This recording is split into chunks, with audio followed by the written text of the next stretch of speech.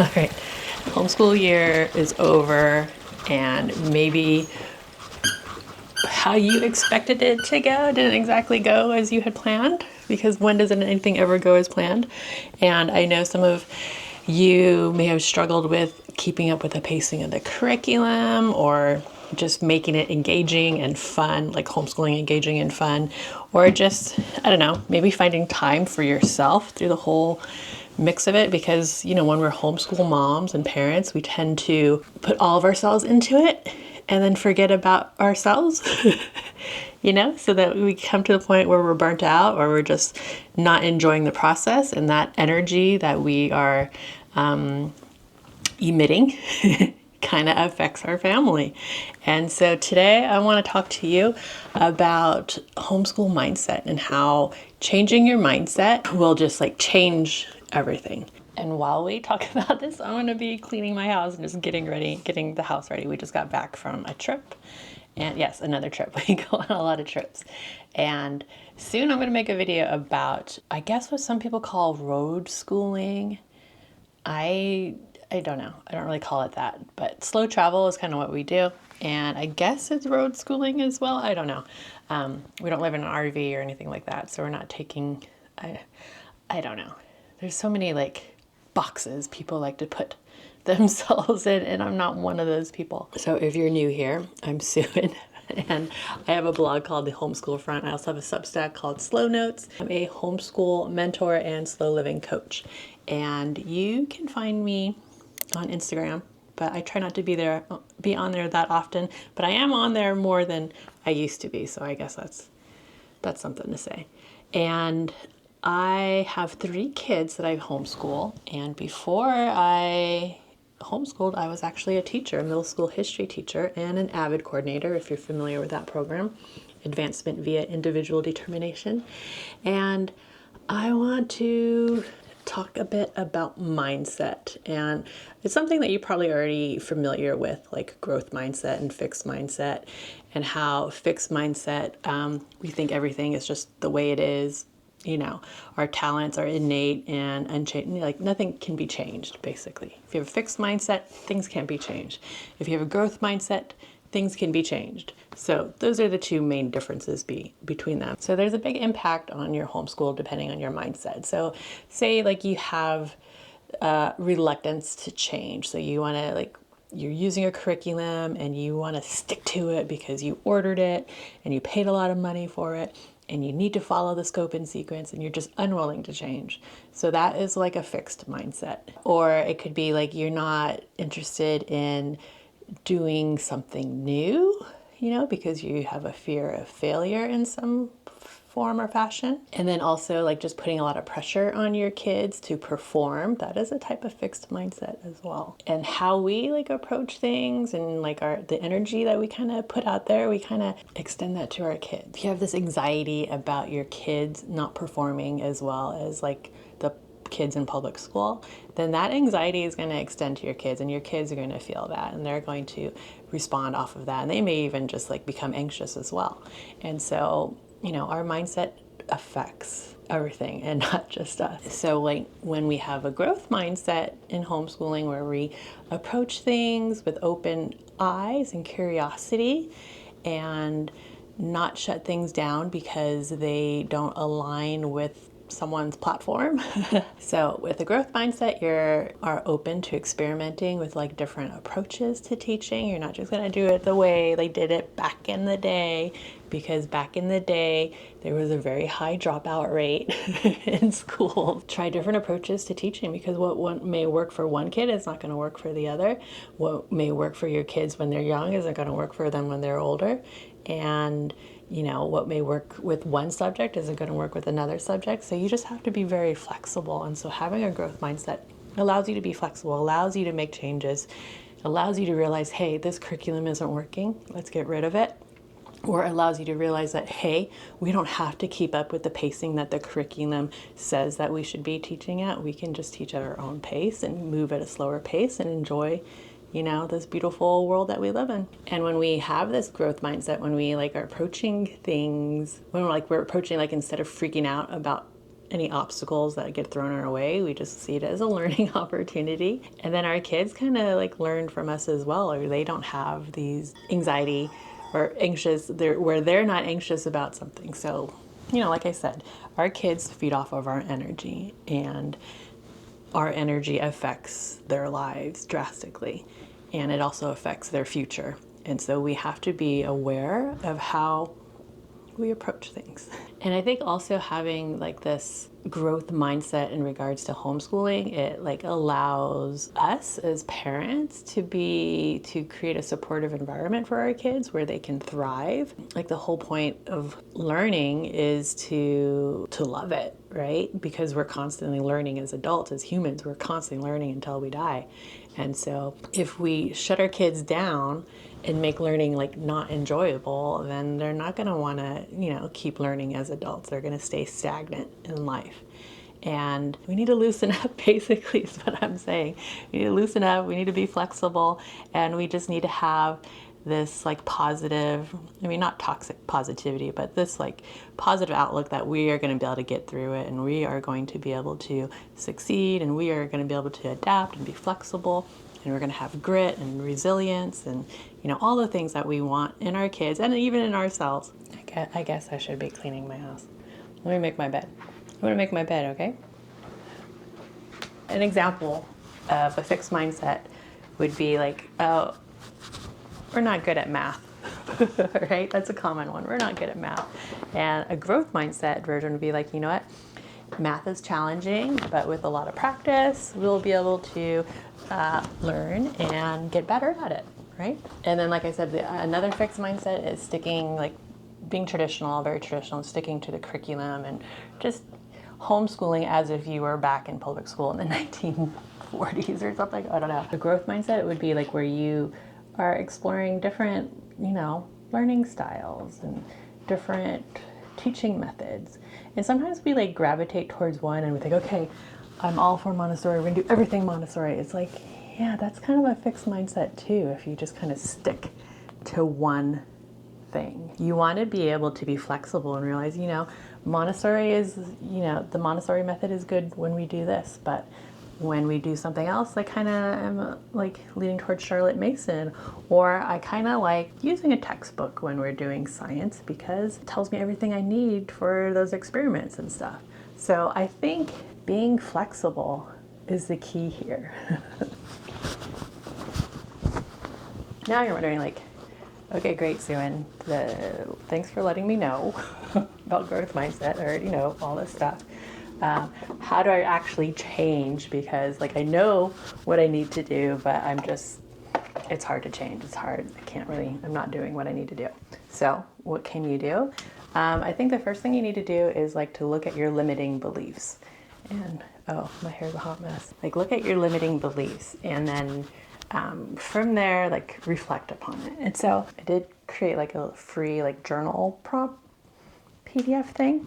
I don't know what to call it yet, but I will link that down below for you so that you can get that with all these questions to help you with your limiting belief. So the first one I kind of hear often is that I'm not qualified to teach my kids. So therefore I need to depend on the curriculum to teach for me so I can, do exactly what they say. So instead I want you to think about like your strengths and your experiences in life. If you have kids, that means you've been teaching them since they were born. So you are a natural educator. And just because you're not good at math doesn't mean you have to depend solely on the curriculum to teach your kids. And also like you can hire out, subjects that you're not strong at. So maybe focus on what you're strong at. So maybe you're strong with writing or with history, and you're not so strong with math or science, or maybe it's vice versa. You're really strong with math and science, but you're not really strong with writing and history. And so you can outsource those, There's like a boom in homeschool classes out there right now, especially if you're here in California. And there's also co-ops, right? Co-ops, or now people call them pods, I guess. And so there's different ways that you can share the responsibility of homeschooling your kids. Another limiting belief is that believing that your child is going to fall behind compared to what like the public school counterparts are doing.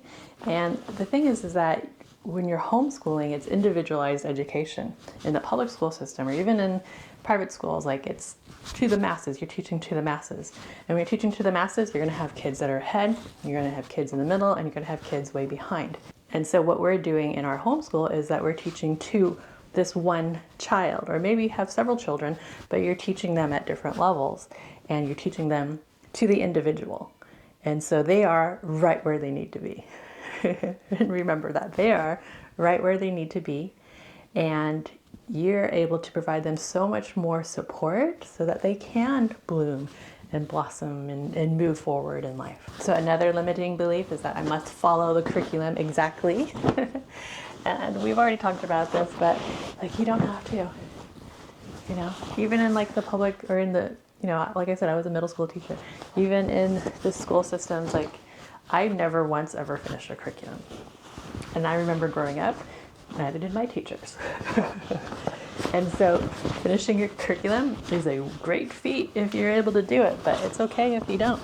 I think they purposely put a lot of information in curriculum so that you have more than enough if need be. I mean, a lot of the homeschool curriculums I have, like they have all these like extra things that you could do, and we never get to them because it's just too much, you know. But I think they're just there as options and not so much as you must do these things in order to have a successful and productive homeschool. And it's hot in here. I have the windows closed and the fan off so that you could hear me.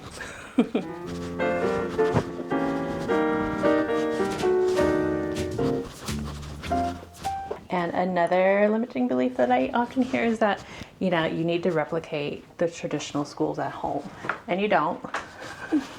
You don't have to do that at all. I feel like a lot of new homeschoolers that are coming in are doing that. And I'm just letting you know now that you don't need to do that. You don't need to replicate what they're doing in traditional schools unless you plan on putting your kids back. Like maybe you just took them out temporarily, like for middle school because they're having social issues, and then you plan on putting them back in high school, then maybe you'd want to do that. But if you're not, if you're homeschooling for the long haul, then you can homeschool any way you freaking want.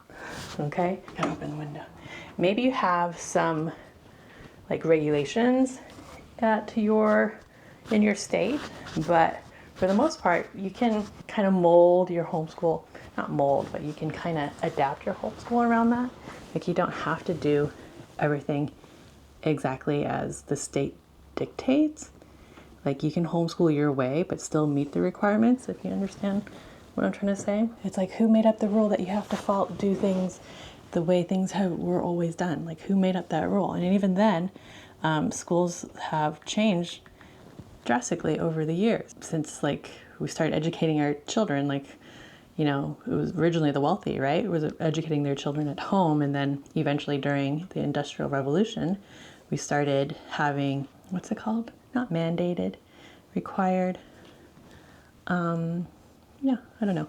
It's called something. I can't remember. My brain's not working. Perimenopause causes me to forget things quite often. We don't need to replicate traditional school at home. We are able to create a more relaxed and effective environment at home because we homeschool. Another limiting belief I often hear, I don't have enough patience to homeschool my kids. And I heard this quite often, especially like, you know, during the pandemic and everyone had to come home and, you know, there's just high levels of anxiety. So of course you're not going to have enough patience then. So just because it wasn't so great, you know, during that time period doesn't mean it can't be now. And yeah, we all lose our patience sometimes. I try my best to be a very kind and considerate parent and listen to my kids, but sometimes they don't listen to me. And I try to ask them to do things nicely, like 3 times. That's my rule. Like I'll ask you nicely 3 times. And if you don't ask after that, then like the mean, evil mom will come out. And she's come out several times in the past month. So I also have a newly teenager, so maybe that's why. But, you know, think about the patience and skills that you do have. And then, you know, patience is something that you have to learn, right? And so you have to learn how to be more patient. You have to put yourself in situations where you have to remind yourself that your kids are learning. They're not going to be at the level that you want them to be or you think they should be. Or, if they're struggling, that means they need help. Not that you yelling at them isn't going to help them at all. It's going to make them more anxious and irritable. So, yeah, patience is something you learn.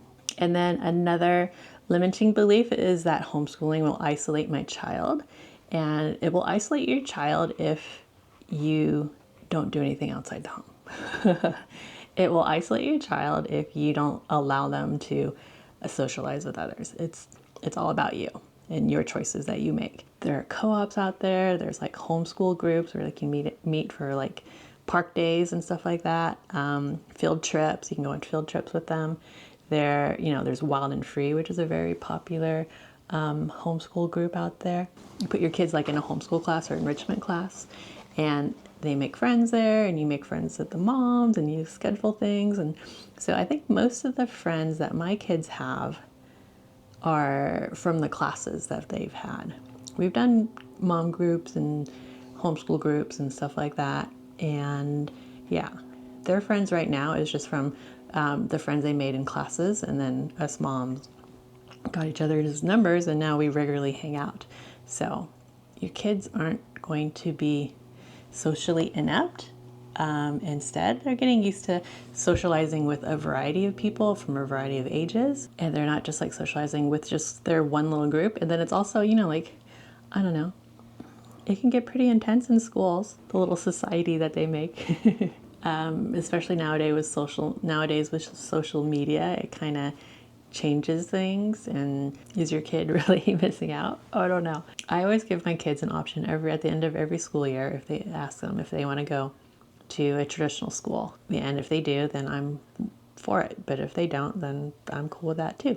Oh, and besides classes and co-ops and homeschool groups, there's also like sports, and then there's like clubs, like Girl Scouts, stuff like that. So there's lots of ways for your kids to interact with other kids. Like the only reason why your kids would be isolated is that if you don't encourage them to participate in all these other things. All right, so I did get some things in the mail. Radish kids, I need to do these boxes. And we did get something from our independent study charter school that we homeschool through. It's like a mouthful. So each of my kids got a backpack. I think on the back they have the grade level. So this one's for K1. So we got flashcards and some books. How to be friends with a werewolf. Lala does not like to share. Cheetah. Animals need food. And a workbook. I guess to bridge during the summer.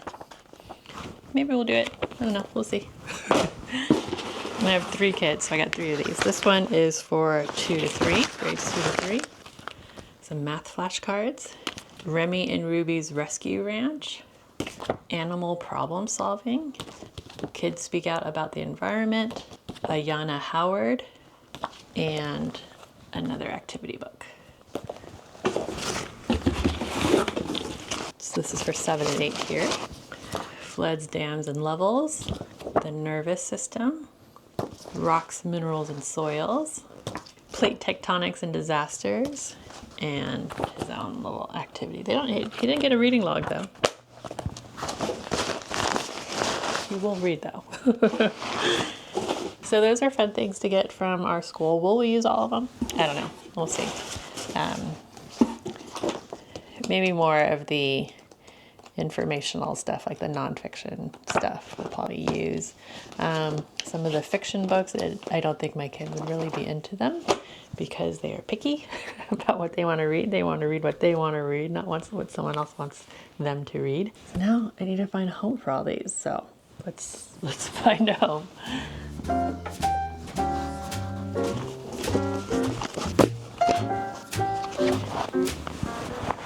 So before I put these away, I want to give you like some practical tips on how to embrace like a growth mindset. So tip number 1 is to embrace flexibility, like be flexible. It helps a lot. If you're someone who is inflexible, it just means that you need a little bit more work on being flexible. So maybe it's like one small thing that you learn to be flexible with, and then just kind of move forward with that. 2 would be to celebrate small wins. You know, when we celebrate the small wins and not just the big wins, it just means so much more, because really, like, you need to do the small little things in order to move forward in life. Next is to set realistic goals. Like, you don't have to plan out the whole homeschool year. I know that you get excited, like we all get excited with like new school supplies and all that stuff. And we just, we want to plan everything out. But the thing is that things rarely go as planned. Life often throws, wrenches into the mix of things, and like just, things never go as planned. Instead of like feeling bad about, making these grand plans and them not coming through, why don't you like just break it down into smaller bits? So maybe just plan out a month and see how that goes, and be flexible. If something you don't get to it, it just kind of rolls over to the next day or the next week or whatever. But being flexible and setting realistic goals is key. And then next is to foster a love of learning in your kids. And to do that is just what are they into? And then dive deep into that with them. Like my kids are like super into Legos. So we have a lot of Legos and Lego kits, and we're just learning everything that we can about building. And so that's kind of like the theme of our lives right now is Legos. My house is filled with Legos, and we're trying to figure out like storage solutions for our Legos and for like our builds. And so, dive into what your kids love.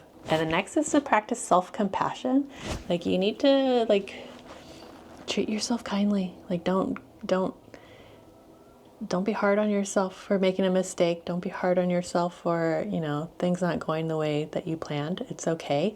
Life never goes the way we planned, so it's okay. And then try to practice mindfulness, like kind of centering yourself and grounding yourself for the day. It's easy to like just wake up and just be in chaos, right? And so find ways that you can just center yourself. Maybe you need to have some sort of morning invitation for your kids so that they have something to do in the mornings rather than bugging you, just get them in the habit of doing that. It's not going to happen right away. It's going to take time. And if you're okay with technology, like allowing your kids to have a little bit of screen time in the mornings before you start your day, and then having a little bit more in the evenings too. So whatever works for you, help you have some quiet moments of mindfulness and also self-care. Because if your cup is empty, you're not going to be able to fill up anyone else's cup. So it's important for you to fill up your cup. And that doesn't mean going on your phone and scrolling, because that doesn't fill anyone's cup. And then I also think it's important that you reflect and adjust regularly.